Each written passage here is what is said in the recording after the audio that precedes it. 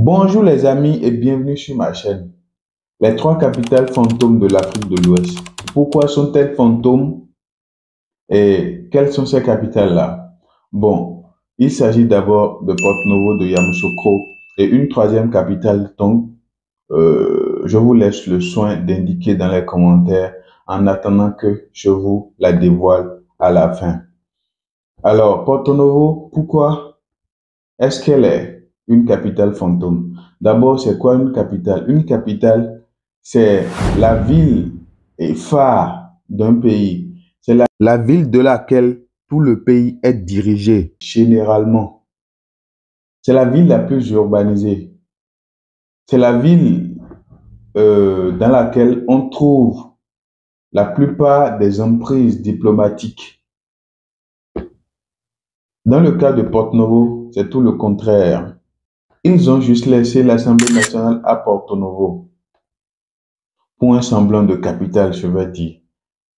En réalité, Porto-Novo n'est pas en vrai la capitale, c'est plutôt Cotonou, parce que on voit ça dans les faits. Même en ce qui concerne la population de Porto-Novo à celle de Cotonou, c'est pas la même chose. Cotonou est beaucoup plus peuplé que Porto-Novo, beaucoup plus urbanisé. Porto-Novo fait partie des villes secondaires du Bénin. Voilà. Donc, comment est-ce que on en est arrivé là? Je vous explique très brièvement pour que vous compreniez un tout petit peu. D'abord, quand les Blancs étaient venus euh, pour commencer par coloniser le Dahomey, parce que c'était le Dahomey avant le Bénin, ils sont tombés sous le charme de Cotonou. Or, Cotonou, en ce moment, n'était pas habité. Il y a quelques hameaux de pêcheurs juste à Cotonou. Parce que, pourquoi pêcheurs? Cotonou est coincé entre la mer et un cours d'eau. Donc, de part et d'autre, là, il n'y a que des pêcheurs. Il n'y a que des activités de pêche qui peuvent prospérer.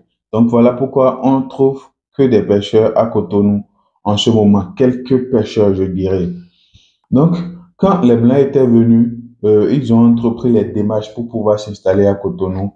Ils sont allés vers les rois d'Abomey parce que ce sont les rois d'Abomey qui gouvernaient jusqu'à Cotonou. Donc, ils sont allés vers les rois d'Abomey pour pouvoir entreprendre les démarches pour s'installer à Cotonou. Ce qu'ils ont fait pour une somme de 20 000 francs, je crois, ils ont loué Cotonou et ils s'y sont installés. Après, le Bénin ou le Dahomey est devenu une colonie. La capitale est mise à Porto-Novo. Et puisque les Blancs se sont déjà installés à Cotonou, les gouverneurs qui se sont succédés à Porto-Novo dans le palais des gouverneurs venaient régulièrement à Cotonou parce qu'ils ont les leurs là.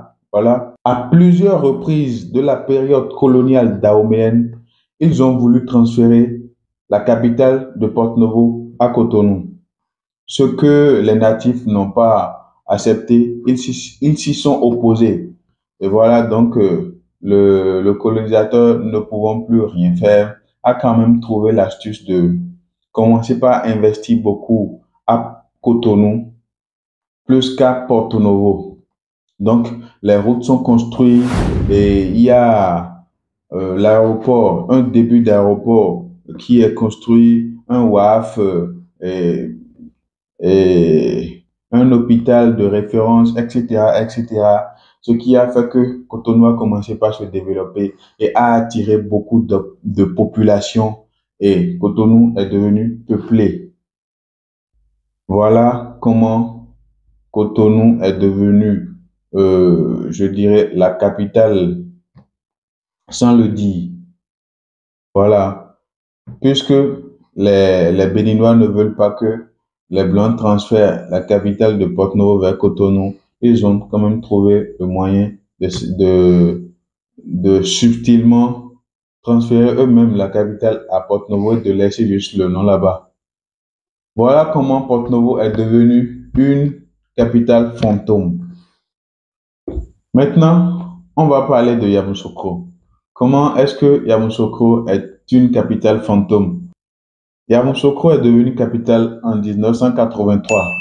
C'est l'ex-président, le père de la nation, Houphouët-Boigny, qui l'a voulu.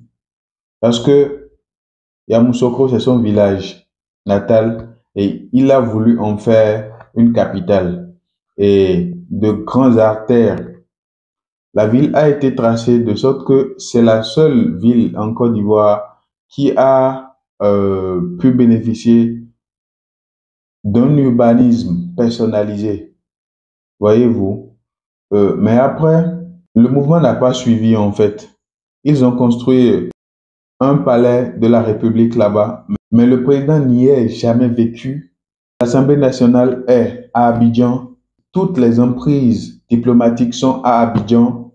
Le pays est dirigé depuis Abidjan. Abidjan est beaucoup plus urbanisé que Yamoussoukro. En termes de population, sur la même superficie presque, Abidjan a 4 millions d'habitants. Par contre, Yamoussoukro a 250 000 habitants.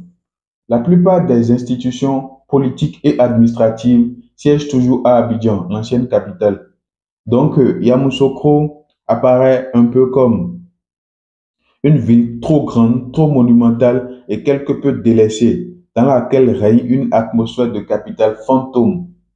Voyez-vous. La troisième capitale n'est pas aussi fantôme que les deux premières. Pourquoi? D'abord, quelle est cette troisième capitale? C'est Abuja. Abuja est devenue capitale du Nigeria en 91. Mais à Abuja, ce qui est différent de Porto-Novo et de Yamoussoukro, il y a le palais de la présidence à Abuja. Le président y vit et dirige le pays depuis Abuja. Il y a l'Assemblée nationale à Abuja. Voyez-vous. Mais les emprises diplomatiques, je n'en sais pas trop.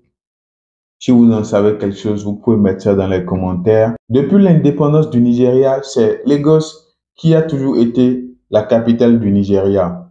Mais en 91, ils l'ont transféré à Abuja. Pourquoi? Afin de ne pas favoriser une des trois ethnies principales, la décision est prise en 1976 de transférer la capitale dans une région neutre, Lagos étant nettement dominé par les Yoruba.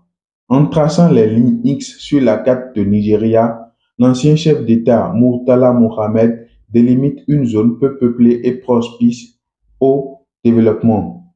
Les travaux de construction ne débutent cependant qu'en 1981. Le Parlement y est transféré en 1987, mais la ville n'est devenue officiellement capitale qu'en 91. Voilà la raison qui a fait qu'ils ont transféré la capitale de Lagos à Abuja.